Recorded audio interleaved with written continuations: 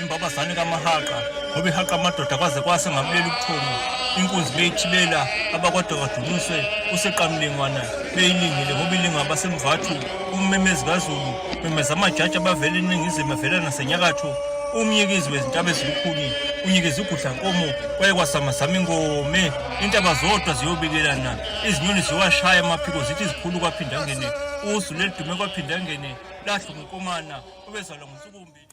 Nina benyathe emnyama kandaba ejame ngomkhonto ophezu komzimvubu igama uphilano kacebe khulu kamzimbu umntwana uyakhuleka. Sanibingelela namhlanje kuhlelo lethu olikhethekele lasibheka khona impilo nomlando kamntwana owaphinda ngena inkosi uMangosuthu Buthelezi obephinde futhi abe wena undunankulu kaZulu njengoba sazi ukuthi kuye kwahlwa emini ngosuku lwangesabatha ngasikhathi kuzwakala indaba zokuthi ukhotheme. Ukubheka nje kabanzi umlando sithi nje ijanti sikha phezulu sothi ke sixoxisane ke naye ke la uDokotela uZakhele Shamase. Shamase omkhulu sikwamukele sikubingelele ku1 KZN TV. Noma phikela wengwene ngonyama.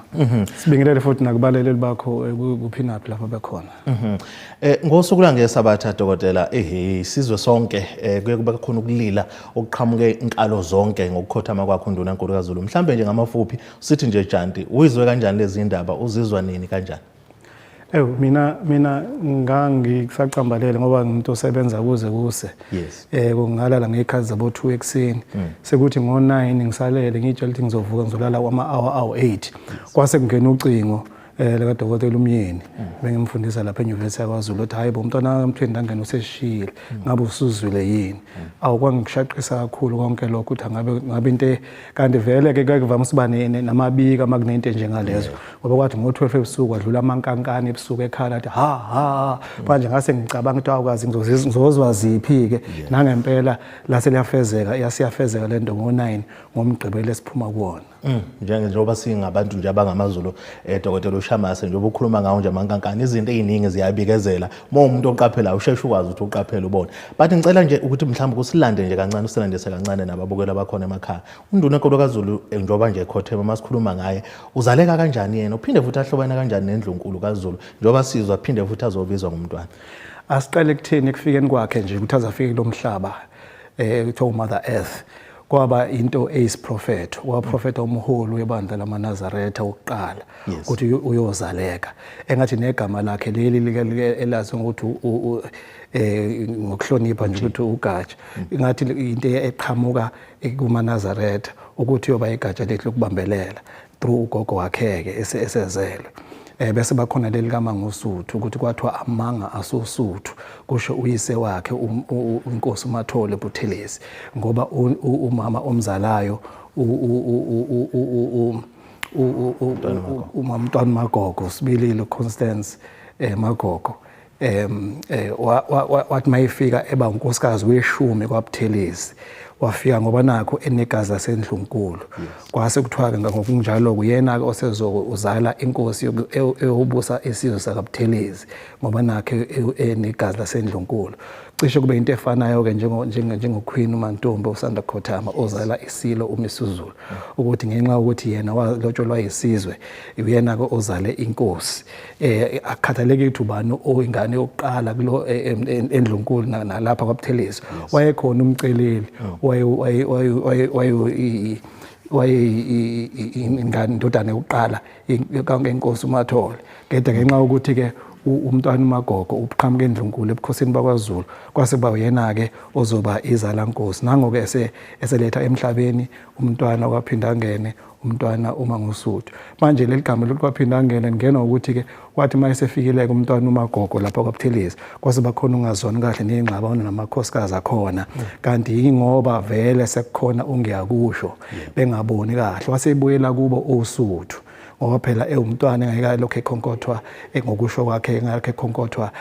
ama-commoners akhona lapha kwaButhelezi uthe sehambile ke sekhaya kwase kufika isigijimi esiphuma kwaZulu endlunkulu oSuthu ukuthi nakho sekuvela ungiyakusho umntwana uyithwele njengoba kwenzeka zonke lezi zinto wase babaza ke inkosi uMathole athi hawu amanga asosuthu kwase kuba umanga uSuthu njengoba sethi hayi njengoba sekukhona uphinda ngene nje uqhama kanjalo kuphinda ngene uthi asophinda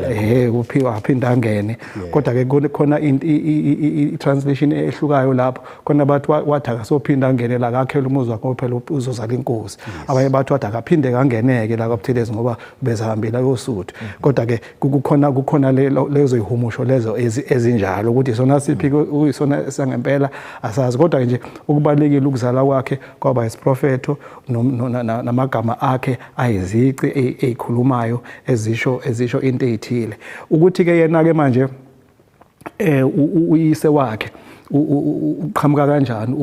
inkosi uMathole wayundunankulu kaZulu ngesikhathi senkosi uSolomon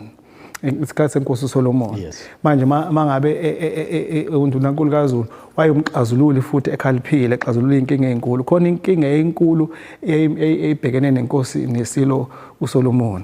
manje wasesixazulula ke leso simo leso inkosi uMathole Buthelezi manje sesixazulile wasikonje ngambonga ngani ukaMathole wasethi ngizomnika isithole sakwethu esho kumntwana uMagogo wasemganisela kumntwana uMagogo ngomganisela kumntwana uMagogo njalo kwasekucaca ukuthi vele ke umntwana ozalwa ke lapho osoba inkosi wesizwe sakaButhelezi wasezala kanjalo kumntwana wakaphinda ngene umlando lo esiwaziyo ke thina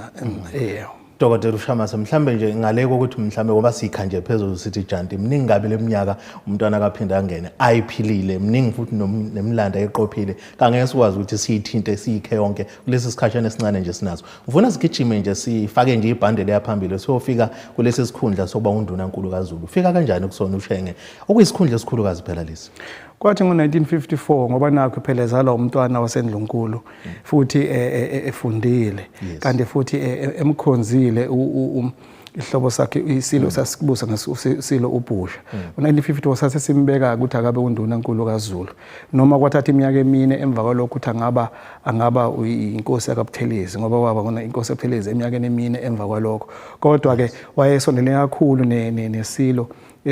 uBhusha futhi ehlakaniphile isilo kuBhusha kwakumuntu wayebathanda abantu abafundile nabahlakaniphile wathi akezivuse ke manje ubuhlobo obabukhona nabakaButhelezi ngoba siyakhumbula phela ukuthi unqengelele wayengasiyona undunankulu ngesikhathi senkosi uShaka kodwa wayethatha njengomuntu kuthiwa uNkulunkulu kwaZulu kuthathiswa kuyena zonke izinto enika ubuhlakani ngisho nondunankulu wayephethe ngaleso sikhathi uNgomane kaMqomboli wasemdletsheni ngesikhathi senkosi uShaka wayethathisa kunqengelele ngoba wathi mayisuka uShaka eyobusa kwaZulu esuka kaMthetho udingiswayo wamnika uNgomane kaMqomboli wathi akahambe naye wasefike eba undunankulu wabanikeza onzobo kaSobahle wabanikeza ondlela wahamba nabo ke bafike bakha umbuso wakaZulu so ke unqengelelo wawuNkulunkulu wayethathwa kanjalo ngokusho ke mawulalela ama James Stewart archives lamadoda kwaZulu ayinterview uJames Stewart archives ayino 100 years ayimbona ngqosha ayezamusha ukuthi wa even light in complexion hayi lokhu ukuthi athwa wayemnyama sabeka yena wayenazo isithunzi impela lento ayiyona kodwa ke wayekhanya ngokwebala esukile phansi eyilamba dlile kodwa futhi enamandla enobuhlakani obukhulu manje ke mawusuka kunqengeleleke kweza kumnyamana umnyamana enqengelele naye waba undunankulu kaZulu ngesikhathi ngesikhathi emva kaMasiphula Ntshangase owayekade naye undunankulu lapho kweza futhi kwaze kuza kuMathole kweza sekuza kuyena ke manje kwakuvuselelwa lobuhlobo obukhona nesizwe sakaButhelezi kanti futhi mawubheka ke ukuthi umuntu oba undunankulu kaZulu kanjani uba undunankulu ngoba nakho kuthathwa umuntu onobuhlakani ikakhulu azabe inkosi noma ngasiyona inkosi kodwa abesizweni esigqamile nesidumile noma ke akhethwe ngokuthi ke iqhaza leni alibambayo emphakathini nasesizweni esikhathini samanje ke njengoba siphila manje nje noma ngase uba kufane nangekhathi zenkosi uShaka kodwa ke uyakhethwa ngokuthi kuthiwa hayi ngoba nakho unolwazi olunzulu ngamasiko nangobukhosi unolwazi olunzulu futhi nangepolitiki ikhathi zanamhlanje angakhethwa kanjalo kodwa ke wakhethwa kanjalo kumntwana waphinda ngena kuze abe undunankulu kaZulu akayibekanga wakhethwa isilo umuntu oba undunankulu ukhethwa isilo esikhona noma sithathisa nakumadoda kwaZulu ayingwevu zakwaZulu ngoba masingabuyela emuva nje kancane ngesikhathi ebekwa umntwana inkosi uMathole nenkathi futhi ebeka uMasipho Lantshangase kwakukhona amadoda kwaZulu ondabankulu kaLukhwazi nona abakwaNtombela ababe amadoda ayaziwa ukuthi masekukhulume wona ke sekuphelile ke sekukhuluma bokugcina nesiloko bese simemezela so nalapha ke siyathemba ukuthi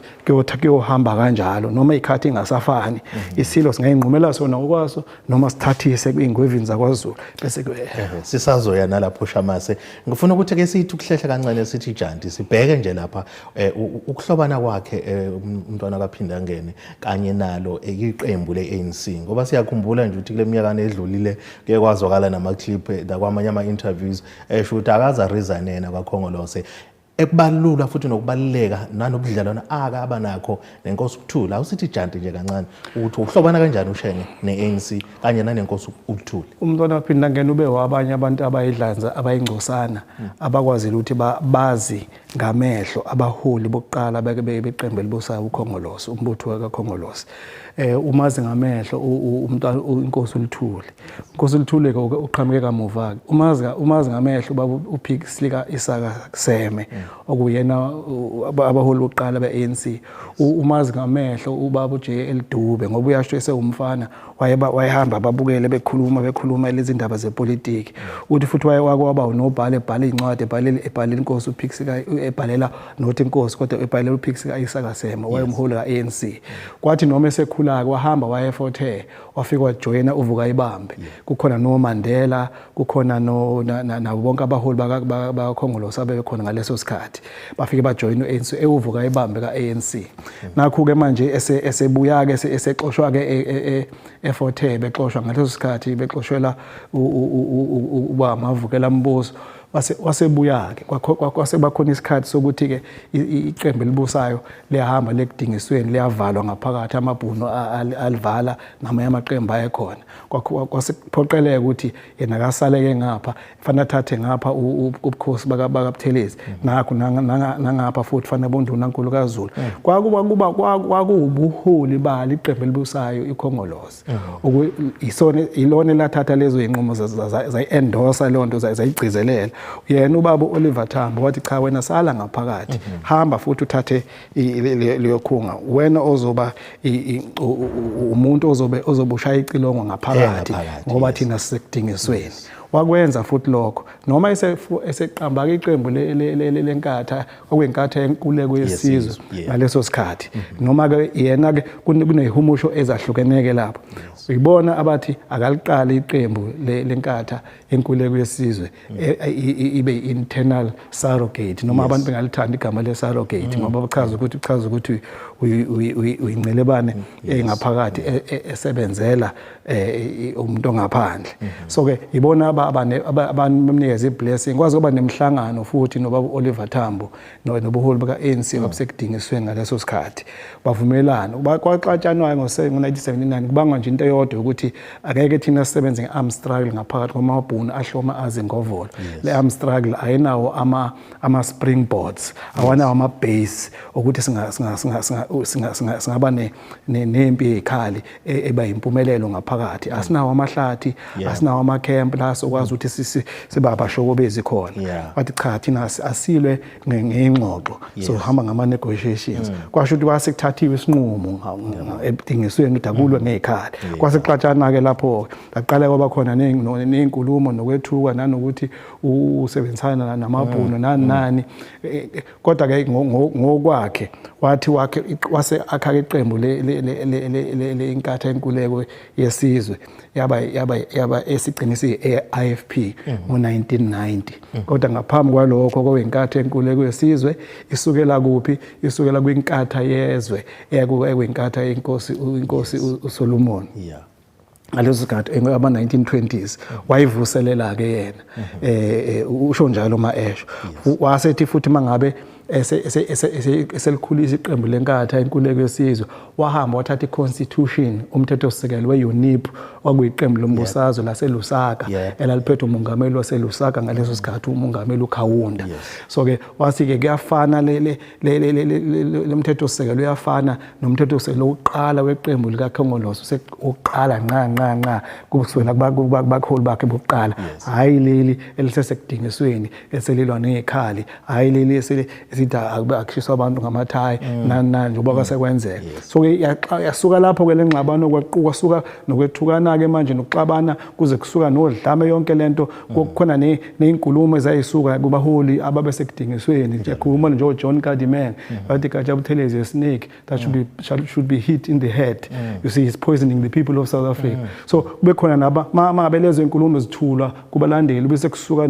nolaka so lolu dlame lo fanele silibheke ngalawo mehlo la ukuthi akumalanga lasuka nje besizwa iqembu ayelihola. Mhlambe Dr. Ushama sesazwena lapho ngcolese nje ukungena emlonyeni ngifuna mhlambe ke sithi ukujomba nje kancane sihlehle siye kule ekahulumeni wakwaZulu mhlambe neqhaza umntwana alibambayo ngoba uyayithinta le yokuthi kwaba khona ukuhlukana kwembono phakathi kweANC kanye naye umntwana kwaphinda ngene mase laba beANC bethumele kusetshenziswa izikhali to overthrow noma ukuqumba phansi umbuso laba Ushenge yena ngapha athi cha kumele ukuthi kuhlalwe kube soyingxoxweni ilanyulwe ngoyingxoxo hayi ngezikhali. Ukusunguleka kombuso lo wakwaZulu uqhaza leni umntwana kwaphinda ngene alibambayo njoba uma uzothola ukukhuluma okuningi nakuma archives uthola ukuthi inkathi sekusunguleka umbuso wakwaZulu sekukhona naye nombuso wama homelands lo owayekade engumholi wayo iSACP ngikhuluma ngaye la umhlonishwa lona abamgcina bemsocongile ngizobuye umhlonishwa uChrisani wakuveza kwenye inkulumo zakhe esho ukuthi emfanele Ushenge njengomuntu owumdayisi ngoba yena uhlezi unethezekile ungaphakathi futhi uholelwa yiso istate lesibona abalwa naso. Mhlambe mungasithatha nje usibuyisele emuva simbheke ukusunguleka kwakhe uhulumeni wakwaZulu naneqhaza umntwana alibamba khona. Fanele hlonise phakathi kombuso wakwaZulu abawuthatha ngokuthi wamabhunu nombuso kaZulu njengoZulu onesilo. Yebo. Umntwana phinde ngene wayephethe i-self-governing territory. Yes. Not iBantustan, not iHomeland. Ababe sekudingisweni nezidlamlilo zeqembu elibusayo ezazithinta efanayo no TPVC states or Transkei boPhuthatswana, Ciskei and Venda. Kulapho bengifuna icacise bethinta efanayo kodwa wakungafani ngoba nabayithathela uzimele geqe benakho konke kwabo. Lapha kuyi self-governing territory ngoba baba ingxenye yaseSouth Africa kodwa bezimele hayi ngokuphelele ingakho kuthiwa ama self-governing territory. Yaqala ngo1972 mayiqala lonto waba uchief minister umntwana ngaphinda ngene ephethekelo enzela ukuthi ke akube khona istructure sokuthi akwazi ukuthi asebenzise njenge springboard sokuthi alwe nohulumeni wobandlululo ngezingxoxo hayi ngezikhali njengoba kwakusho iqembu elisekudingisweni. So lezi ingxabano ezaba khona ke ezalokho ukuthi hawu wena uhamba ngama Mercedes wena unethezekile uyalo nohulumeni kodwa manje ufana nje ekhonkothayo kodwa iphinde iphakele uye futhi lo ikhonkotha iphinde ibuye nganene ngoba iphakelwa uye futhi lo muntu ekhonkothayo. So kwasuka lapho uma uChrisani esho lento ayisho kodwa ke uChrisani ngiyamthanda ngoba uyasho kuyo lo nkulumo yakhe uthi ke yebo ulwile khona kodwa ubulwa ngendlela ukuthi awunawo amava ubungalumi kuzwele esitheni ubukhonkotha nje kodwa thina besifuna ukuluma silumile thina besifuna isitha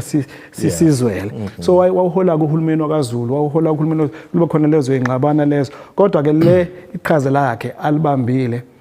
walibamba kuhulumeni wakwaZulu esingawuthatha nje ukuthi wayipolitiki ngokwayo lo hulumeni uspringboard ukuthi alwe ngezingxoxo nohulumeni wamabhunu bese bakhona uhulumeni ombuso kaZulu awulwele ukuthi awubuyile esimeni sakho njengoba ukhona kudala ngoba esakhumbula phela ukuthi emva ase Garnet Wolseley emva kwempi ka 1879 kwaba khona use Garnet Wolseley owaqasha waba khona namakhosi amanye awabeka ayengasona amakhosi oselwa ayo 13 kuxuba namanye kukhona nenkosi futhi la kwaqhamuka khona ke noZibhebhu kaMaphetha wakamandlakazi waqhamuka nabanye including na inkosi umnyamana kwangathi naye iyayikhona kulo lama 13 chiefs wayilungisa ke umntwana aphinda ngene wathi cha kwehla futhi kwathi isilo sakwaZulu saba ngamanye nje amakhosi kwaba uParamount Chief ungasho ukuthi king wakulwela lokho ukuthi akubuye leso simo sokuthi thina we have a king nenkosi Solomon futhi yaqala iziqala lesikhumbuzo senkosi uShaka esilapha kwaDukuza nje kwase kusukela lapho ngoba kukhona lo moya ukuthi no thina sinomlando thina sakhiwa ilembe asikwazi ukuthi bese kuthiwa sifana namakhosi nje we are not a tribe we are not a clan we are a nation within a broader South African reborn nation there is a Zulu nation lokho kusho ubaba uNsebenza ukuthi we are a tribe uyena umntwana lo obezama ukuzenza ngathi amaZulu angabhava kwalokho ukhuluma iphutha alaziyo futhi nalo ukuthi iphutha wayazi kahle ukuthi kusukela ku King Shaka akekho omunye kumlando wamakhosi akhona ngisho nase-Afrika nakuphi owenza lokho kwenza uKing Shaka ukuthi athathe lawo ma-tribe lawo awenza isizwe ayekhona ama-tribe kodwa ngakho-ke masikhuluma ngesiZulu nation asikhuluma ngezulu tribe sikhuluma ngezulu nation because there was blood that was spilled and over 100 servile clans were brought together wahlangana izizwe zakha isizwe ngakho asifani abantu bangawenza amaphutha ngenxa yezepolitiki nokubafuna ukuthi bancetheze bafuna ukwaziwa nokuthenjwa abantu abathile abaphethe njengamanje iqiniso fanele silifele silikhuluma njengoba linjalo makuthi fanele sisi must be elbowed out because of it so be it kodwa fanele likhulunywe lona Shawaz sisakhuluma ngayo umntwana kwaphinda ngene nangezinye zezinto athazenza ngifuna ke sibheke ohlangothini shamase lwezakhiwo masokhuluma ngawo mhlamba amakolishi sikhulume nangazo imboni bese singalishiyi ngaphandle nodaba olukhulu lokusunguleka kwengonya ama trust umntwana waphinda ngene wakhe izikole ezingaphezulu kwe-2,000 sikhuluma ngezikole nje more than 2000 uma singalikhuluma futhi iqiniso nabaholi abakhona njengamanje bangakufakazela abanye bakufakazile lokho uma behambe beyokhala lapha kwakusuka izingane zezikhulu zizofunda lapha kwaZulu ngoba wayethi yena akube khona ulwazi nemfundo nentuthuko phambili sibe silo nomzabalazo kukhona abathi umzabalazo phambili imfundo ngemuva manje enye futhi izingxushunxushe ezayidala ukuthi iqatshanwe lezo nembutho enkululeko yesizwe ukuthi liberation first education later athi yena knowledge education then and liberation so ngenxa yalokho izikole eziningi zazinozinzo futhi kufundwa lapha kwaZulu izikhulu eziningi zayiletha izingane zazo zizofunda lapha kwaZulu bangakufakazela ubaba uKhoza nje umphathi weOrlando Pirates ukhuluma kahle kanjena nje ngoba uyawazi lo mlando ingane zakhe zonke eziningi zifundela kwaZulu ifundela kwaZulu bonke nobaba uNtatu Metlane nobaba ummeli wombutho lapha neGoli osakutha bonke babefunda la kwaZulu babezwana kakhulu nobaba lo ophethe onezitolo izintolo lapha eGoli ubaba uMaponya bamkhonze ngenxa yalokho ukuthi wayemele imfundo nokuthi wakwazi ukuyibamba inqaba yengxoxo njoba vele ekugcineni isombululo seningizimu Afrika sigcine sesiphethwe ngezingxoxo asiphethwanga ngekhali ikhali zilibambile iqhaza kakhulu ngoba umuntu uMabhunu bawuthusile ngoba khona ukuchitha kwegazi ngoba khona nani noChristiyani bebesatshwa ngoba besatshwela ukuthi umkhonto uma ukhuluma igama lomkhonto wesizwe nje ekwanqanqazela amabhunu ekwanqanqazela amabhunu ubona ukuthi banjiwe iqhaza kodwa ke yena wama ekutheni asikhulume engxoxweni inkululeko lelizwe iyoba setafini nangempela kwenzeke kanjalo ngoba kwaba khona ama negotiations kwaba khona eCampton Park ngoba uyabona nangakhona lapho kwase ukudlama olukhulu khona amabhunu angontamo olukhulu engafuni lokho ukuthi kwenzeke kwasabona ebophuthatswana kuwa umbuso kaMangophe kaLucas Mangophe inkosi uLucas Mangophe ukuthi kwakhona no AWB Eugene Tereblanca wabekhuluma ubonke cha ngathi kuzawuchitha igazi ngempela kodwa azange ekugcineni konke lokho kwagcina kuphumelele izingxoxo. So wabamba iqhaza elikhulu kakhulu, wakhe izikole over 2000, wakha masiya lapha eMandeni kukhona imboni, kukhona wasithebe lapha ingenxa yakhe. Ngokweplan yakhe kwakufanele kube khona into ekuthiwa uthukela basin. Uthukela basin kwakuzoba uxhaxha lwezimboni ey'suka eSt Lucia lwehle lusha ezansi lugudla uthukela kuze ukuxhumana neTheku ngale. Njoba kwasika ngasePort Danford uthi ayibe khona ke lento ozoxhuma njoba sekwenzeka koBhalito. Uyabona ukuthi iyaqhubeka lento shona le manje kwakuyiplan yakhe yasiphazamiseka lento ukuthi asinako sekufika inkululeko ya wonke umuntu aqalwe phansi manje kube khona uhulumeni omkhulu ozohlela kahle yonke lonto. Kodwa walibamba kakhulu iqhaza, kwaba khona inyuvesi yaseMangosuthu eyakhwe ngayo, uyena owa neqhaza elikhulu ukuthi akhulume esikhulu nomphathi we-Oppenheim ukuthi akube khona imali ezokhalisa isikhungo. Namanje ukhona iMangosuthu University, kunamalokishi awakhile namahostela namalokishi kakhulukazi. Isikhawini lesi kuthiwa isikhaleni ngoba kuthiwa isikhaleni senkosi uCetshwayo, kwathi inkosi uCetshwayo ibuya eSt Helena Dingisweni yehlela khona kwasithawu le ndawo iyisikhala kwasithiwa isikhaleni senkosi. Kwathi ukuhamba kwesikhathi kwathiwa isesikhawini, kodwa akusikhona esikhawini isesikhaleni ngoba isekhona namanje indawo lapha eyehlela khona kufanele ngabe iyenziwa i-heritage site i-attracts ama-tourists. Wasakha isikhawa namalokishi akhona lapha neThekwini akhona wamashu nobani bani wakhile. Wakha ama-colleges la agcina evaliwe, ama-college othisha esikhawini, wakha Appelsbosch eMbumbulu. Kuningi akwenzile ngesikhathi ephethe uhulumeni wakaZulu. Esingeke sithi uhulumeni wakaZulu ngoba ngokwe kingdom, uhulumeni wakaZulu ngokwe self governing territory, kodwa ngokumbuso kaZulu enye indaba leyo. Undunankulu ngokumbuso kaZulu wawumisa uZulu, naku sekhona isilo namhlanje kuthiwa umisa uZulu. Wawumisa uZulu, wawuvuselela ngoba ngesikhathi eqale ba undunankulu kaZulu ngo-1954. Emva kwalokho uyena ngisho ey'nkulumeni zakhe nangezepolitiki, ngakho babemsola kakhulu bathi manje uzama ukuhlanganisa ipolitiki namasiko nobuhlanga, baze bamngcofa bathi ngazathi uyi-tribalist, bathi uzama ukuvusa i-ethnicity, ethnic politics. Bakhona nababhalayo nabenza ucwaningo bakhuluma bathi the misuse of politics of culture for political gains. Kuningi nje ababekusho, kodwa nje kuyena drum beater yokuthi umbuso kaZulu wavuka nangempela. Kwathi noma sekukhona isilo esikhona njengamanje, isilo umdlokombane not esikhona esanda khothama, umdlokombane kwawuyena omayo ukuthi sibe khona, sirecognize njenge like a king. Uyena uma sikhuluma ngeking ngempela, iking ngekhathi zenkosi uDinuzulu, inkosi uCetshwayo, inkosi uMpane, inkosi uDingane, inkosi uShaka. Uyena oqale ngokugqama ngaleso sithunzi leso salawo makhosi, ngoba wayeshila inkosi uShaka wathi umbuso kaZulu uyobuya inkosi yesishiyagalombili okwaba inkosi ekhothema umdlokombane. Waba umbuso ngempela ewumele umntwana aphinda ngene njengondunankulu kaZulu. Njalo mayekhuluma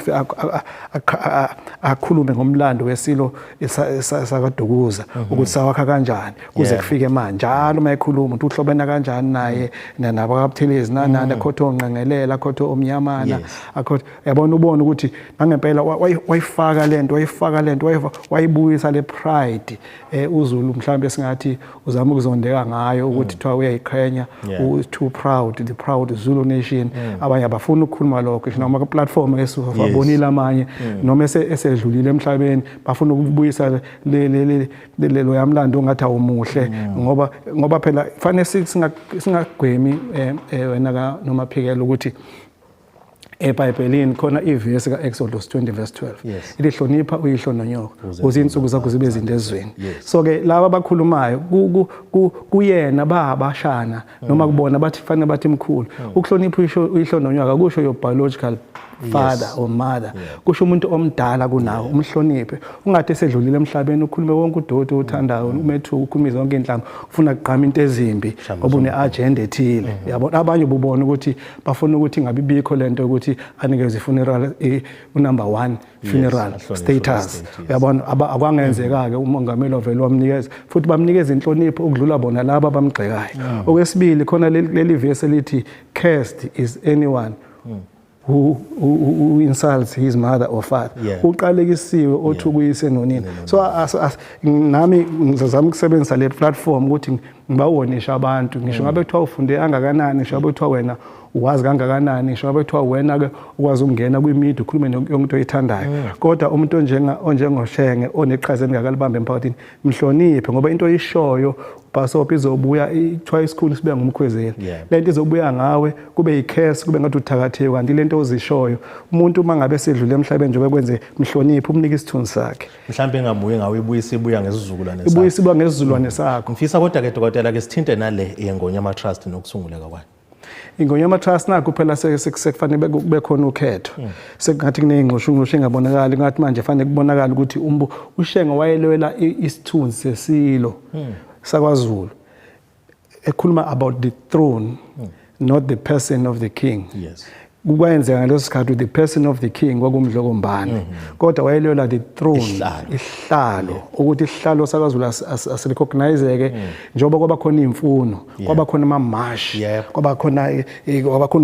kwaba khona itension eyabakhona ngoba ethi awubuye umbuso wakwaZulu njengoba unjalo kwakukhona istatement esasithi awubuye njengoba unjalo ngo1834 kuba khona ukumangala kubantu abaningi ukuthi yini ebaleke ngo1834 sakhuluma 1834 phela kwakusabusa inkosi uDingane ngaleso sikhathi ngabe yini eyibalekile ngalokho yabona kodwa uyabona ukuthi babezama ukuthi ngesikhathi sekhona uShaka but mawuthi sekhona uShaka uchaza ukuthi phela negoli lonke ngoba phela lesikhathi wathi uShaka mayihambe landela umzilikazi kaMashobane wayenqoba inqoba amabutho akhe so kusho ukuthi igoli lonke kuze kuzofika la kusho South Africa yonke kahle kahle better part of it kwase kubonakala ukuthi hayi lokho ngeke kwenzeke kwase from 1834 ngoba kwase kwaziwa ukuthi ngesikhathi kubusa uDingane namabhunu ayikho sekhona nokuhlebelelana nezwe nani bemnikeza isitulo ephendukeni ngezizwe amabhunu so ke wawulwela umbuso wakwaZulu ngesikhathi seyingxoxo wazi wathi ngeke aye okhethweni neqembu lakhe ngoba angithi wayegqoka igqoko ezintathu isigqoko sokuba usopolitiki isigqoko sokuba undunankulu kaZulu isigqoko sokuba inkosi esizwe kaButhelezi so wakulwela ke lokho kwazi wacishe ukubonakala ukuthi ngathi kuzakuchitheka igazi ngoba kwase kwakuliwa futhi kuchitheka negazi okungasho lachithwa yena siqu sakhe ngoba sekhona abantu manje abakhuluma sengazathi lachithwa yena siqu sakhe ngoba phela uma kwakunjalo kwakufanele babe nalo ithuba lokuyinkantolo bovula amacala yaba khona ne Truth and Reconciliation Commission akaze waxolisela ukuthi wayengabathumanga abantu abenza lokho noma babe yiqembu la kodwa esexolisa ngoba the buck stops with him kodwa hayi ukuthi manje bese kusetshenziswa lokho bese kuthiwa hayi kufe umuntu wayechitha igazi uselapho nje dokotela ngiyafisa ukuthi singene kakhulu siyithintele kuyiphuthe elikhulu ngoba ngokwesintu umuntu uma esedlula awubusambeka sica awubusakhuluma kabi ngayo ngoba usewumuntu ongasakwazi ukuthi ayikhulumele ayiphendulele alikhiso ke lingenasici kuona yonke leminyaka emingaka umntwana akaphinda ngene ephila ngiyafisa kodwa ukuthi uthi kusithatha nje usibuyise usithinte usise emuva mhlambe ngezinye zegameko mhlambe ezathi zenzeka okungenza kuba mhlambe kwagcina sekuvela nemibiko njengoba kade usho kunye okungesikhona njengoba sesabona namanye ama articles kuyiqembu le-IFP lo likhulumela umkhuleko Ushenge gcine swaphikisa swachitha la ukuthi babalwela ngaphezulu kwinkulungwane engamashumi 20,000 igazi lachitheka ngenxa yakhe umntwana akaphinda ngene kubhala nje enye intatheli ezinye zamaphephandaba okungesikhona mhlawumbe ukuthi kusilandisa kafushane siyezwa ukukhulunywa ngezinye igameko ezathi zenzeka khona eGoli singelibala nezenzeka khona la kusona isifundazwe saKwaZulu-Natal phela ngithi lokho kusukeka lokho kade umbuzo wakho ukuthi ke iqhaza lakhe kwezepolitiki nanani ngesikhathi ke kuxatshenwe ngesikhathi kubuya ekudingisweni uyakhumbula kwaba khona amamash kuthiwa we must dismantle Bantu stance. Kwaba khona imarch eya ku-Opaqozo eSisky. Kwachitheka igazi uGqozo wavulela inhlamvu. Bekhona nobaba uChrisani nobaba nawo wonke abaholi bakhongolose babekhona futhi noThoko Sehwale kuleyo march lo sasibabone beqasha beqashela ibhama zikaGqozo. Kwafa abantu abaningi lapho ngaleso sikhathi ngesikhathi beyeSisky bamasha futhi kuyochithwa umbuso kababa inkosi Lucas Mangophe nakuze kuba khona ne-AWB kwachitheka igazi lapho. Kwachitheka igazi futhi eBoyipatong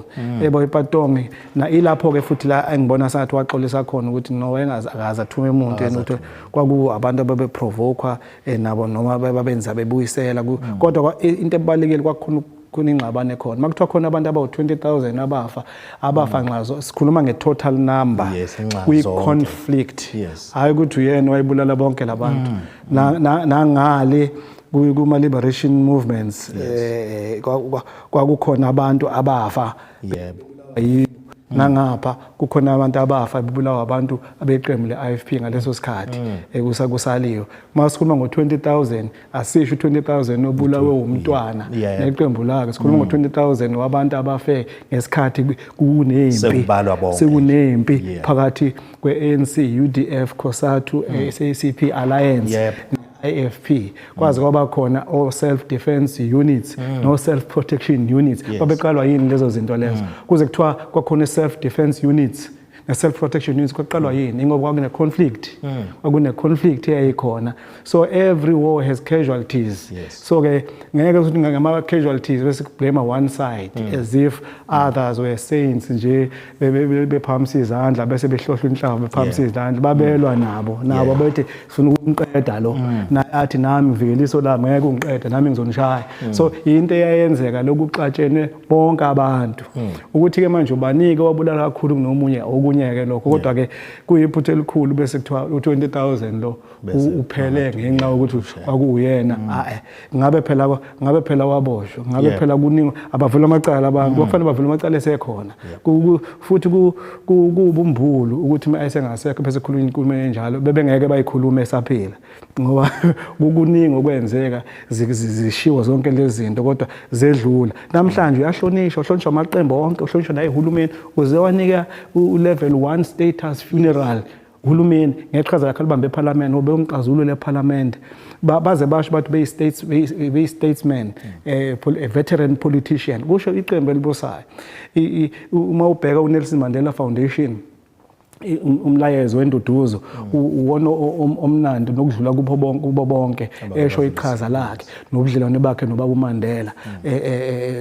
ubaba uMandela waba ummeli futhi womndeni wakwaButhelezi wayexazulula inkinga zakaButhelezi nezakwaZulu wazi wamela isilo ubhusha uMandela eqashwa ngokusetshenziswa uyena Ushenge so uMandela noShenge baphuma kude kabi ebudlelwaneni babo walwa futhi uShenge lethi ngeke likhuleke lelizwe ubaba uMandela engaphumanga ejele na wonke amaqembu umbusazwe asedingisweni engabuyile ngaphakathi ezweni nangempela wagcina kwenzekile lokho umuntu oqala uMandela amncoma mayiphuma ejele wancoma inkosi yakaButhelezi uye umntwana waphinda ngena wathi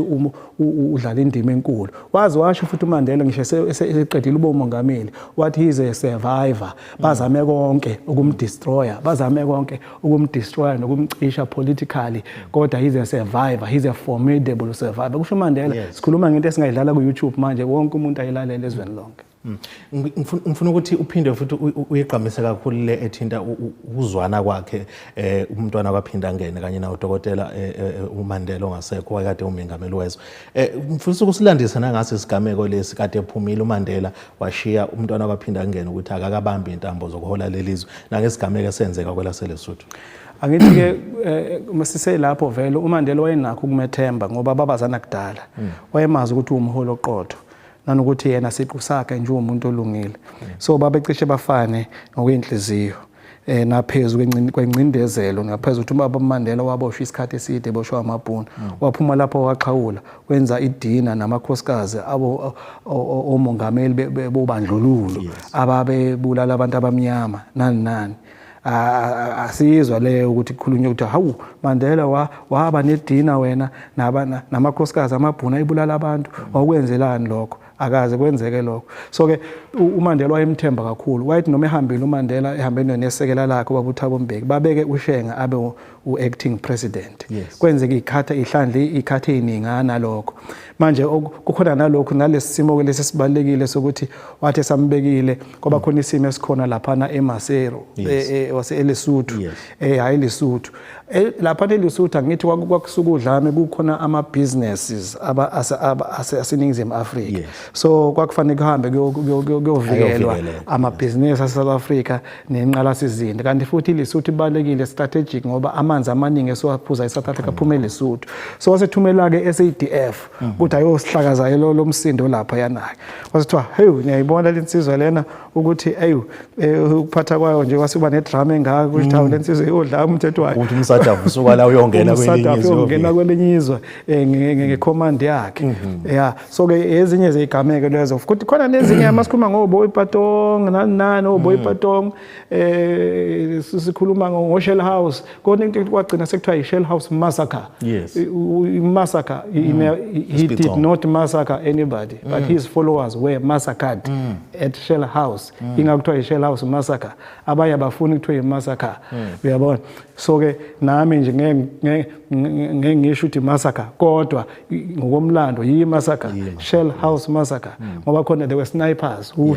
fired shots and killed people le azange kube khona isibalo ukuthi kufa abantu abangaka inqakabani kodwa kwakune conflict fanele understand kwakune conflict kodwa kubalekile ukuthi ekugcineni uhlonishwe ngendlela emfanele esezingeni lakhe number 1 level 1 funeral status asinike umongameli nanokuthi kubamba iqhaza elikhulu ekubekeni kwesilo esikhona njengamanje isilo uMisuzu kaZwelithini. Sisazoya lapho Dr. Mfisa ke sihlehle kancane ke sibuyele eParliament. Iqhaza umntwana wakaphinda ngena athe walibamba bese ke simuzwe elamula lapha mbuye futhi afake namancoko lapha na umuzwa ngikhumbula kahle nje kwenye ama clip la esho khona ukuthi ngangikhehlezwe ulokhuzane yini na ngifisa ukuthi simbheke umntwana wakaphinda ngene iqhaza athe walibamba nje eParliament nanokuba khona kwakhe umuntu obefana namntwana akaphinda ngene as an elder umuntu obesekhulile eParliament kube namehluko muni kulishintsha kanjani lona eParliament? Wazama ukuletha uzinzo ekhuza futhi nezidlamlilo zabafana abancane beEFF kube uyena ukhuzayo abehlisa umoya. Futhi was the longest mabesho uyena ubemdala kakhulu wena ubesesele kulaba kuleya generation yoMandela no Walter Sisulu no bani uyena ubesesele ubeke adlala indima la kubona ukuthi kuba khona tension khona aphinde enza amancoko aphinde akhumba iqubulo ashe iqubulo ezithile kuhlekwe eParliament kodwa nje noma bayasho futhi noma Lindiwe Sisulu ukuthi bedlala indawo yokuba ubaba noma kwesinye isikhathi bebuye ngathi akunambethe kahle lokho menza ingane kakhulu kodwa bewubaba kuyena naye umama uNosiviwe Nqakula amaphisa uyakusho lokho ukuthi ube ubaba noma eshonele bembize eceleni amduduze enze noma engasathethanga kuwena lapha eplatform yaseParliament akubizele eceleni bakusho uyabona sebekuthatha manje njengehlaya manje bakhumbula into esiyithandayo ilobunye nobunye obukhona futhi ke ukubalekile wayekusho naseParliament ukuthi kuyisifiso sakhe ukuthi iqembu elibusayo likaKhongolose nele-IFP kube khona ukubuyisana mawubuka njengamanje makiwa lapha kuyokhala kwaphinda ngene ukhala wonke amaqembu futhi iqembu elibusayo lihamba phambili ezinhlelweni zonke siyambona umama uNdunankulu esifundazwe saKwaZulu ngokwepolitiki umama uNomusa Dube uyena othunywe isilo nobaba uDuma usihlala bonke lokho lapha kwaphinda ngene ibona benza ama arrangement ibona abaphethe lonke uhlelo nangomgqibelo siyathemba ukuthi ngokahulumeni vele nomsadafu uzoba ukhona kodwa nje esikuncomayo ubumbano nokukhuluma ngazwi linye okusinika ithemba ukuthi ngale kokutshalwa komntwana waphinda ngene kuzoheleza umoya wokuthula nokubambisana ngeke kube khona ubuhluthu singazi-ke eqembini lakhe uqobo lwakhe alishile ukuthi kuzokwenzakala. Usakhuluma ngalo iqembu la i-IFP ngifuna ukubheka la kusukela lisungulwa ngonyaka ka 1975 kuze kuzofika la khona umntwana akaphinda angene esehanda over noma esayithatha isikhwili sokugadla esedlulisela kumfoka Hlabisa kuze kube kufika nala khona iqembu selimhlonipha ngesikhundla sokuba ke president emeritus sokuba umengameli ngokuhlonishwa. Chaza lindlela elingaka umntwana yini lena engaka ayenzile ebukeka mhlamba amanye amaqembu iwehlula ukuthi ayenze ukuthi iqembu le-IFP namanje lisekhona kodwa akhona amanye amaqembu asungulwe emuva ukunayo i-IFP asewohlokile kumlilo wamaphepha. Mhlawumbe umehluko we-IFP kulamaqembu amanye ukuthi mawubheka indlela elasungula ngalo ngo1975 siye sakhuluma kulokho siye saphawula kulokho ukuthi kwaba khona iblessing iqembu elibusayo lasekudingisweni through baba Oliver Tambo waphinde futhi Ushenge wathi cha wahamba waya ku-UNIP yaselusaka kaKhawunda wathatha i-constitution yakhona wameluleka ubaba uKhawunda ukuthi akaqala iqembu ngaphakathi waphinde futhi wathi uvuse inkatha kaZulu kaKing Solomon. Manje uyabona ukuthi umehluko nalabo abanye ukuthi iqembu le-IFP liseyinkatha inkululeko sizwe la nesisekelo sobuzwe namasiko nepolitiki esenza be unique le politiki lena kodwa obonayo ukuthi kuthiwa ifaka the founding fathers of the African National Congress, aims and objectives of the ANC, le yokuqala ehola ubaba Isaka Kaseme nobaba Albert Luthuli. Waba umholi yena obamba iminyaka mhlawumbe ngama-30 mangaphosisi elokho umholi enikeza ivision enza yonke into eba ne-central committee yakhe. Kanti laba abanye bathi mabezakha bazakhe out of anger ukuthi bahlubuka ngoba ngobheka kahle naye wayeza kusho ukuthi sonke singama zigzag of the ANC, zigzag parties of the ANC. Ngakho ke iqembu elibusayo lokho lincwebeka mawubheka ikhophi yacasula ukuthi ngoba khona baba umsholozi kwaba khona ianger ukuthi baba umsholozi bawumongameli kwafomeka ikhophi angithi yabona ifomeke ngeanger into efome ngeanger ngisho amasonto mangabe uzophuma ebandleni uyoqala ibandla lakhe ngenxa yeanger kuba khona le case ekulandela until the 4th generation isibusiso kumfundisi uzolokhe kuba khona ama splits alokho ephuma lokho khona ama splits until the 4th generation bese liyazinzakhe so ke lama yamaqembu inkinga yawo yileyo onke icishe libe lifane nawo njengamanje kusukela ngaleso sikhathi mawungabheka iUDM yona icishe ngoba lokho kumholo yedwa kuba khona lokho noma bemsola ukuthi wena nje bemsola kodwa uyabona ukuthi iba khona uyalakha uzinzo isikhathi eside iqembu njalo kodwa ke ngeke lifane phela neqembu elibusayo iqembu elibusayo noma umongameli amathema amabili noma ithema yodwa amathema amabili ukuthi linayo le resilience lokuyivuselela noma ngabe sekuthiwa kunenkinga liyivuselele lumbutho ukuhlonishwa umhlaba wonke. Kodwa mawubheka amanye amaqembu nabo DA laba abantu baba nenkinga ezinkulu kube from iDA sibona Action SA yabona onke nawo asenamahlubuka nansi ne-EFF sibona nansi EFF yaphuma manje phuma ngoba kwaxoshwa umholi wayo ku-ANC EFF nangu ubaba uMakhashule manje naye useqale lakhe manje out of that nangu futhi omunye kodwa manje uyabona nje ukuthi ama zigzag aphuma kweqembini elilodwa elibusayo njengamanje all zigzag but umehluko nge-IFP isikhathi eside yangaka nokuthi naye ekugcineni aze athi ahoshe imfe kukhona nenhlansi yokugxeka ukuthi hawu wena lokho waba umholi wena wedwa sonke lesi sikhathi waseyihosha kimfe ngakho sekhona ubaba uhlabisa esikholwa ukuthi ke ngale kukaShenge kuzoba khona uzinzo ku-IFP ngoba kukhona nama-petition akhona manje ngenxa yokuthi kukhona abanganelisekile ukuthi wahamba wahlala ne-DA emithingini wathi ngeke babambisane ne-ANC ngeke babambisane ne-EFF kuyingozi lokho ngoba phela mangabe kuba khona ukhetho ngo-2024 i-IFP iwina KwaZulu Natal kodwa ayinawo amavota anele ukuthi ngenza uhulumeni ifuna u-ANC noma ifuna i-EFF manje lesi sivumelwano sobavimba bese kuqalwe phansi kwenza ukhetho kube khona inhlakanhla kuyingozi ingakho kuthiwa there's no permanent enemy in politics, there's no permanent friend in politics. Usasho njalo Dr. Ushamase ngifuna ukubheka la sibuke umntwana akaphinda ngene usekhothem uyatshalwa ngosuku la ngesabatha next year siya kuma elections ngifuna ukubheka ke ukuthi umhlonishwa uhlabisa siyathola ukuthi angazuthi zikhona nomunye umlilo ovuthayo lapha ngaphakathi kulona iqembu leIFP ukuthi ngathi khona omunye umholi abambonayo bona ukuthi bathi hayi engathi ngaphakama yena athi ukubuyela emuva ukuhlabisa mhlawumbe iqembu leIFP kusuka manje after eseyitshalo umntwana aphinda ngene ukuya phambili ngawo bekuzoba yilo leli qembu leli silaziyo ngalendlela kade liyona elokwazi ukuthi limentweni enikuyona. Asiqale ngamazwi akhulume umholi we-EFF isekela mongameli le-EFF babu Floyd Shivambu.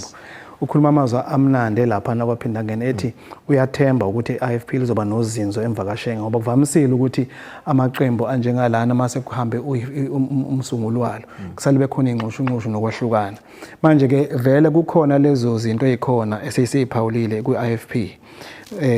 Isikhathi esiningi bekuba khona ukuhlonipha izwi lomsunguli ukuthi mayesethe yena akube kanje kube kanjalo ngempela. Mawusubhekisisa kahle mhlambe mawuzokhumbula kahle nganga sake sayikhuluma le ndaba khona la ku 1KZN TV yokuthi kuzoba likhulu sasakhuluma ukuthi banozongena enyathweni kaMntana sithi kuzoba likhulu ungena enyathweni kaMntana ngenxa yamava akhe nangempela wangena kuhlabisa mawulalela kahle umholi uhlabisa unamava usevuthiwe kwezepolitiki kodwa kukhona lenhleso yokuthi bamnikezwa uyena umntwana not by the rank and file base memhlonipha kodwa ke sikukhulekela ukuthi abamnika ithuba aliholi iqembu mhlawumbe bekhona inqungquthela yakhe sebengafika enqungqutheleni bakhethelwe abamfunayo kodwa makuzoba nama petition manje ethi awasuke ngenxa ukuthi wahamba wa-DA nalokhu kuzolimaza iqembu la ngoba kuzoba nawo ma splits esikhuluma ngawo zokwenzeka uma kukhona ofuna ukuthatha over akathathe over enqungqutheleni ekhethwe yibo bonke abantu angashaya ikhu angabi khona ikhu ngoba ikhu yona ezoba inkinga eqembini le-IFP. Sesisuka nje Shamase kuzona ithinta i-IFP ngoba sikwazi ukukhuluma umntwana waphinda ngene singakhulumi nangale iqembu le-IFP njengomsungulwana. Sesibuya ke sesiza kulesi isikhundla sakhe sokuba undunankulu kaZulu. Ngifuna ukubheka nje ukuthi qhazalini undunankulu kaZulu alibamba noma umuntu nje osuke engene kuleso sikhundla soba undunankulu kaZulu ilona liphi iqhaza indima yakhe ayidlalayo umuthathela nje ubukela kuyena Ushenge ukuthi izona ziphi lezi zinto uma ungacacisela umuntu nje mhlawumbe osekhaya obekade engazi yena behleze embona nje Ushenge makuyimkhosi engenalo ulwazi lokuthi undunankulu kaZulu wenza lokhu nalokhu. Undunankulu kaZulu esikhathini esiningi uyena oba izwi lesilo uyena futhi umemezela imikhosi emikhulu ezokwenzeka esizweni uyena futhi obekela isizwe ngisho abethwa isilo siyadunguzela ngisho abeyisilo sikwenzakalani obekela futhi isizwe ngokwenzakalayo ebukhosini bakaZulu. Undunankulu kaZulu uyena futhi ohamba phambili ngisho bakuthiwa khona ukukhothama okukhona noma kwenza ukukhothama njengoba kwesibonile kumdlokombani uyena uhambe phambili uyena futhi obiza indlunkulu yonke abiza imihlangano yendlunkulu yonke undunankulu kaZulu. So manje ke ngokuthiwe nangegama lesilo isikhathi esiningi kuhamba kanjalo. So ke uma ngabe umntwana ebekwa njengondunankulu kaZulu udlala leyo ndima wayidlala leyo ndima impilo yakhe yonke futhi undunankulu kaZulu yena onikeza isizwe umlando futhi ahlale njalo isizwe esikhuthaza ukuzigqaja kwaso ngamasiko aso nangobuzulu baso nanokuthi bavelaphi nokuthi bangobani bahlale bekwazi ukwenzile lokho wathola ukugxeka okukhulu futhi nangezinye izizwe nangabanye abantu kodwa ukwenze with pride. Ngiyakhumbula nje kwezinye zezigameko ngesikhathi sodlame ethi I'm a Zulu, I don't apologize to anyone for that. I was born as Zulu. Yes, wayisho njalo uyabona ukuthi lokho kwaba nomthelelo omkhulu kubantu nje abangamaZulu ukuthi noma ikuphi namanje vele amaZulu ayasola noma ikuphi uthiwa ayikhenya ayitshela afuna wonke umuntu akhuluma isiZulu noma ikuphi la ekhona awafuna ukufunda ezinye izizwe iyo leyo pride leyo engasuki kuyena kuphela kodwa ubona kahle ukuthi so kulembe leqama yamalembe ngokukhalipha. Sesibheka ke futhi ngifuna siyithinte Dr. Ushamase iqhaza alibambile umntwana wakaphinda ngene kwisilo umdlokombane kusukela ekuthaneni singene sithatha isihlalo kanjalo futhi neqhaza alibambile kwisilo indlula mithi naso ukuthi sigcine sithathile isihlalo sobukhosi bakaZulu? Ubambe iqhaza elikhulu kakhulu ngoba yakhumbula ukuthi ngesikhathi kufanele sihlale esihlalweni isilo esikhotheme uMdlokombane kwaba khona inxushunxushu nakhona ngoba kwaba khona ibamba iminyaka emine umntwana osenxa ngiphilile umntwana umcwayizeni okwabonakala ukuthi manje sengase khona nokungabaza ukuthi ehle isikhundleni adedele uMdlokombane Thathathu kwaba uyena Ushenge ommelayo nalapho kwaba uyena futhi wayemfihlile kwaba uyena futhi wathi no akathathe manje angene esikhundleni athathe esikhundleni sakhe kwaba uyena Ushenge futhi omela indaba zokuthi sithathe isilo masigano noma yena qobo lwakhe mawusubheka kahle la afika be unique khona azange asithathe isithembu uze wakhothama engazwa ethi yena umKristu ngakho umKristu banomuntu of one wife ngoba esebonile ukuthi isithembu sineyinkinga ngoba kwayena ezalwa esithenjini sakwaButhelezi umntwana omzalayo unkosikazi weshumi kwaButhelezi kuze kuthiwa nje umntwana waphinda angene kunesiga esihlansi isithembu sakaButhelezi thowa umanga asosuthu nje kunesike ehlanisa imndeni kaButhelezi uyayibona ke lo so manje udlale indima enkulu wangena uMdlokombane noma bekhona ke a love hate relationship between the two of them ngeke sikubalekele lokho kodwa beqhubeka basihole isizwe kanjengamanje futhi engikhona ukuthi ubambe futhi iqhaza elikhulu sonke siyazi ngelokho siphinda lo mlando lo ukuthi singene kanjani ehlalweni isilo esikhona njengamanje ingoba indlovukazi umntwana uMantombi waseSwazini ezalwa ebukhosini walotsholwa isizwe so ke mayalotsholwa isizwe kusho ukuthi sekuyena ozozala inkosi ngisho ngabe kuthiwa ukhona oqala ozalwa uMdlokombane omfana uma ngabe indlovukazi ayingenabo abantwana ababafana wayengathathake kodwa ngenxa ukuthi indlovukazi ibenabo abantwana ababafana wakhona nasi sile sikhona njengamanje oMisuzulu wakhona umntwana ubamba indlovu khona naba kusho ukuthi ke iyaphela ima eceleni yokuthi wena uzalwe wawoqala ngoba nakaButhelezi wakunjalo wayekhona umceleni ngokuqala kodwa nangu Ushenge waba isinkosi esizwe kaButhelezi ezalwa unkosikazi weshumi kuyenzeka lokho emakhosini kodwa kumakhomo naso abantu jikelele isikhathini esinye kuba indodana yokuqala ephathayo okunye ke dokotela ngifuna sikubhekela emva komcimbi omkhulukazi wakwaDusa eMabhido kwedluliselwa ngosemthethweni kwesitifiketi kwisilo uMisuzulu ngumengameli uCyril Ramaphosa abanye bathi kwaqala lapho omana lapho ngokutshela osibhinqa Makhasana abanye bathi kwaqala ngalolu suku noma ngaleyo mpela sonto leyo ukudlala kwebhola ngemuva lidlalwa lifihlelwa umntwana wakaphinda ngene ngoba bechaza nangesigameko esenze ukuthi kwaba nesidlo sakusihlwa ewekade umntwana waphinda ngena ngasazi wezwe nje sethola ucingo oluvela kwenkosi yaseSwatini imbuzo ukuthi kwenziwa yini angabe khona kusukela lapho mhlambe kuze kuzofika nakulesi simo lesi abantwana bakwaphinda ngene kakhulukazi umntwana uPhumzile asivezile sokuthi besiyixhala enhlizweni yakhe umntwana akaphinda ngene ekhala ngokuthi engazuthi isilo uMisuzulu engazuthi khona lesihambe sahamba sangahambisa kahle khona bakuhamba kuze kuyofika nakulona udaba oluthinta yona iNgonyama Trust nanokukhuluma nje general kwasendlunkulu kaZulu beka ngokuthi bekade engasadli ngisho ukudla ubeselala nangephalishi malithabela abuye adle noplane yogurt kusukela ngonyaka odlule ukuthi mhlambe konakele iphuma ukuthi uyabheka ubudlelwane kwabo phakathi kwesilo uMisuzulu nomntwana akaphinda ngelize noma ngesisho ukuthi konakele kodwa lawo mabhampe abe khona mhlambe ngabe bayiqinisile laba bathi angaqala kusukela kule mpela sonto yaseMabhida kuze kuzofika la mntwana asithela khona singakusho lokho singakusho ngenxa ukuthi vele wakuphimisa naye umntwana waphinda ngena ukuthi akumphathanga kahle lokho kwasuka abona odadewabo besilo bathi hawu nathi asimenywanga ngabe umntana bezobekela umntwana waphinda ngena mase sizwake ngawo umlomo wakhe ngoba phela fanele sizwe from the horse's mouth washo wathi kwakumphathanga kahle lokho kodwa ke into kahle ebeyiyona sisusa sokungabone ngasule ile ndaba yeNgonyama Trust iNgonyama Trust iyakheka phela nakho izi IFP noShenge bevuma ukungenela ukhetho kwaba khona isivumelwano sokuthi izwe lakwaZulu ngelithinto yomuntu lo sibekelwa isilo uyona lophathwa isilo kuba iNgonyama Trust land lezi qeshana lezi zakwaZulu hayi futhi mawubheka inkonyama trust ayikhulumi ngeKwaZulu Natal yonke ikhuluma ngalezo qeshana lezo kwakuvele kuKwaZulu self governing territory ngaleso sikhathi kodwa manje kuyabonakala ukuthi linencebo kakhulu linothile linama potential for business for industries for mines njengoba isilo sambile nje saNewcastle sawuvula imayini ngazo manje nasophongolo sivula imayini uyabona ukuthi vele baningi abayifunayo le ndaba nayi Nkosi uMathaba yakhumbula abantu baseDubai befuna ukwakha ehub there bakhe nezitolo namahotela nani kufanele kusuka abantu lapha Nkosi uMathaba yakhona ngecar powership ugesi lozosebenzisa igesi ngemkhumbi entanto olwandle na ukuthi njoba izwe lakaZulu nje lakhe endaweni egudla olwandle iRichards Bay iSt Lucia nalitheku leli uyabona so licebe kakhulu ile ngonyama Trustland kuningi ke manje yasuka lapho ke indaba yokuthi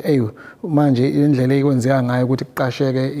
ayithi kuqashe kubekwe isilo sibeke inkosi yasemazimeleni njengohlalo wengonyama Trust wakubona Ushenge sengathi manje uyabypasswa nalapho nanokuthi ubona sathi ngoba vele kwakuyise political thing leyo nto so khona nepolitiki manje edlalwayo siyaphela lento kuthiwa ingonyama Trust ingazathi manje sekuzongena ayibiza ngama hyenas and nama hawks no jackals abazofuna ukuthi balidle lelizwe bafake amabhizinisi awo bese vele liyaphela ingakwazi wakukhuluma ephimisa ekhuluma lapha ondini ethi manje lokhu ushaka ayikwakhile bona ngathi kuyabhedlika so isuka lapho ke ungaboni ngasolinye bese sizwa ngaye futhi Ushenge ukuthi waba khona umhlangano la kwakhona isilo kuthiwa sathi khona sashaya itafula sathi bullshit sisho kuyena Ushenge kusho yena akusho thina kusho yena yizo zonke izinto athi azemphathanga kahle nezigcwalisiwe ngamazwi omntwana uphumzile mabezokhala ukuthi wathi yikho ukumphethe kabi angakasadli mangavula ishirt angabona imba ngoba phela umntwana waphinda ngene bemuntu onoshukela umuntu onoshukela ekuba khona into sensitive ezimbangela stress kuyavuka ushukela bese kugula kuvuke nazo zonke izifo ekhona emzimbeni ongenza ukuthi kuyiqiniso lokho kodwa ke ngeke sithi thina kusikho asivumelani nalokho ngoba asingekho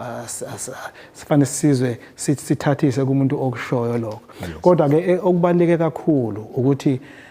isizwe asingagxili kulezo zinto lezo isizwe asiye phambili isilo sikhona manje ehlalweni khona nezimpi ezikhona zaseyinkantolo awapheli amacala kukhona nanokuthi ke umntwana aphinde ngabange sasayena amaphepha affidavits asekela isilo enkantolo ukuze sihlale zinze okuphela manje konke lokho bavelile nabaphikisana nesilo ehleli njengamanje ukuthi bazocela lawo maphepha asule ngoba wasayiniwe lawo ma-affidavit uyabona manje ke esikukhulekela kakhulu ukuthi ke ngoba vele sehlile ehlalweni lokho kwenzekile asikuthathe njenge symbol yokuthi akube symbol of unity kuhlalwe phansi simzwile nomntwana umbonise ekhuluma usami kulokho kudala ukuthi basazodlala phansi nangehlalo okhulume engathi kubona ayikapheli indaba yehlalo siyakhuleka esizweni nakubantwana bonke baseNdlunkulu naseyingwevini zonke zakwaZulu ukuthi akubanjiswane ngoba sekhona namaqembu epolitiki esikholwa ukuthi ke ingwevu zepolitiki ezikhona izona ezophinde zisize kulokho hayi ngokwepolitiki kodwa ngokuthi kube khona uzinzo kwaZulu ngoba siyokhethwe nonyaka ozayo ngo2024 manje ke asazi nokuthi ubani ozongena ehlalweni sikamntwana ozongena eyathweni kamntana abondo nankulu kwaZulu sesiphetha nje Shamase ngifisa ukuthi siyibheke leyo siyivale ngayo le ekanduna nkulu kaZulu umntwana akaphinda angene uyatshalwa ngosuku lwangeSabatha mhlambe yini esingayilindela ngaba mhlambe isikhathi esingakanani kusukela umntwana etshaliwe ukuthi mhlambe singabona isilo kuba yisona mhlambe singakwazi ukuthi simmemezele ongasebe unduna nkulu kaZulu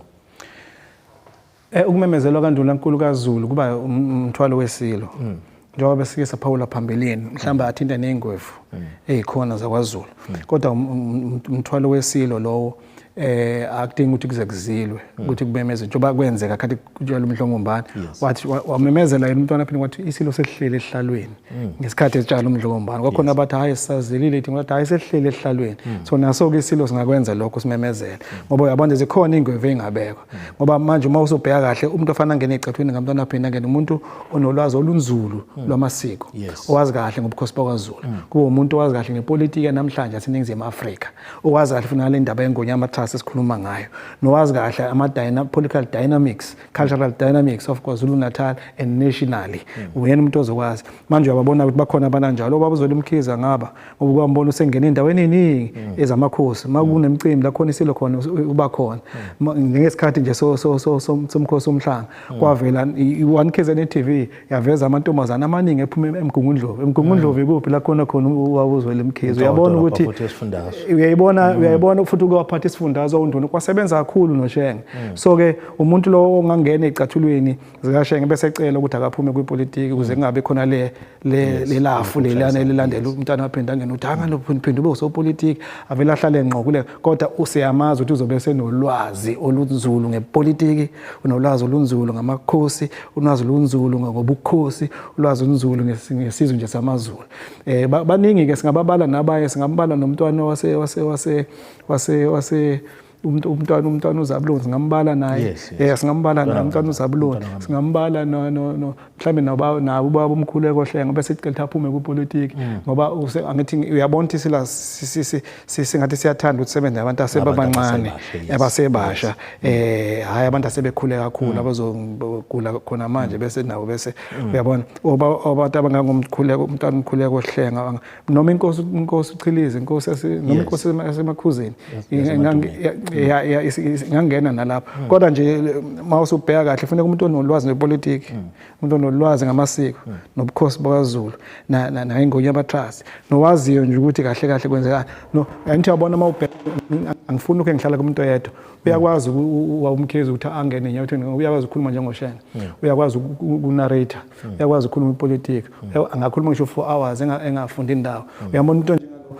asisho khona lokukhuluma kodwa ngokwazi ipolitiki ukwazi ipolitiki singabheki ukuthi ube nani singisimbeke izici njengoba useshila alikho isokelo ngenasici Dr. Ushamasa njengoba usushilo nje umuntu okhipha igama lokugcina ekuthaneni ubani ozohlala lehlala soba unduna enkulu kaZulu akekho umunye ngaphandle wayendlula mithedla kwezinto ihlala hleze kuyintokozo njalo Dr. Ushamasa ukuthi sixoxisane nawe la ku1 KZN TV yani uNkulunkulu engakugcina nje nezinyanya zonke zako Shamasa ziqhubeke njalo zokupha ubuchopho okukhaliphile ukuthi uqhubeke njalo uhlaziyele indaba ezinhle kangaka nathi ngempela sonto sobeka ithambo lethu la kwaShamasa le kwaNdunu kwaNongoma bese kumkhulu ogcina osele komkhulu bethu bakwaShamasa sesiyo naye uhambe ngesonto umntana waphinda ngeno ukhothamenga ngomgqibelo yena ngesonto kwase kumenela naye ena 1993 futhi kwakube kuyisendlalelo nje safundula futhi fanele singakhohlwa ke singesicishe singasivala nje ukuthi umntwana iphinda ngene kumuntu ounique ukuhamba kwakhe kuhambe ngesikhathi somkhosi womhlanga ochaza khona ukuthi ube ingwevu yamasiko nobukhosi uhambe ngelanga lomkhosi womhlanga kuthe ukuhamba kwakhe kwakhona ama-floods eHong Kong ukuhamba kwakhe kwakhona uzamazama komhlaba eMorocco uhamba abantu abawu-2500 neyichotho emhlabeni jikelele mawusubheka noMdlongombane ngaphambi kokuthi akhothame kwaba khona iCovid kuhamba inqwaba yabantu inkosi yendlalelo indlalelo ngalezi izimo enjengalezi hayi ukuthi babulawa abantu bafaka emgodini ingcwabe njengoba kwakwenzeka kuqala kodwa ayinkomba zalezo ukuthi umuntu omkhulu kabi lohambile siyabonga sethembeke babukeli bayo i1 KZN TV kuhlelo olukhethekile wasibheka khona nje umlando kanye nayo impilo kamntwana kaphinda ngana sithemba ukuthi nidle amaningi esakeni okamzimba umntwana nethemba lonke nje bekade lipheka lididiyela lolu hlelo sithi khumu kuze kube ngokuzayo imbabazane kaMahaka ngoba ihaqa amadoda kwaze kwase ngamleli ukuthomo inkunzi beyithibela abakwadwa kadunyiswe useqamlingwana beyilingile ngoba ilinga basemvathu ummemezi kaZulu memeza amajaji abavela eningizimu avela nasenyakatho umnyikizi wezintaba ezinkulu unyikeza igudla nkomo kwaye kwasamazama ingome intaba zodwa ziyobikelana izinyoni ziwashaya amaphiko zithi zikhulu kwaphinda ngene usu lelidume kwaphinda ngene lahlo ngenkomana obezalwa ngosuku mbili